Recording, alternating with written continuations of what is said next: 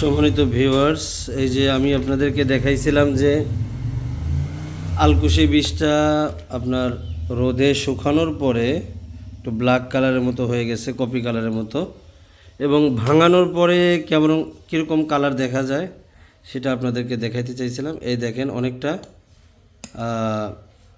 ধূসর বর্ণের আর কি, এরকম কালার হয়। এটা রোদে পুরার কারণে এরকম হয়, মানে শুকানোর কারণে হয়।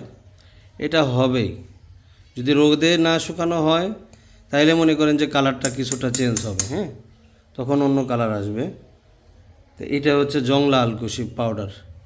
এই যে আমি এখন গ্রাইন্ডারে গুঁড়া করলাম, আপনাদেরকে দেখাইতে চাইছিলাম যে পাউডারটার কালার কেমন হয়। দেখেন, এটা হচ্ছে একটু ধূসর কালারের মতো, হ্যাঁ।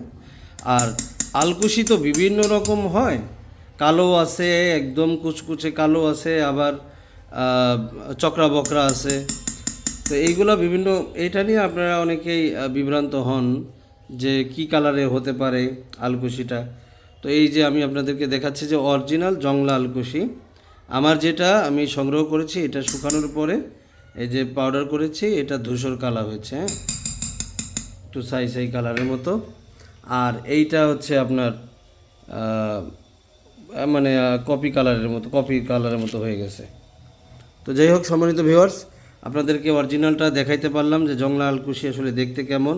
আপনারা দেখতে চান কালার কেমন হয়, পাউডার কেমন হয়, এই জন্য আপনাদেরকে আসলে দেখানো। তো মোমিন বানিয়াতি শপে থাকবেন, যোগাযোগ রাখবেন 01643 458185। তাহলে আপনারা অরিজিনাল আলকুশিটা পাবেন, এবং এর পঞ্চভূত প্লাস যেটা আমি তৈরি করি সেটা পাবেন। এবং আলকুশি দিয়ে হালুয়া নিতে চাইলেও আপনারা আলকুশির পাউডারের হালুয়া আপনারা নিতে পারবেন।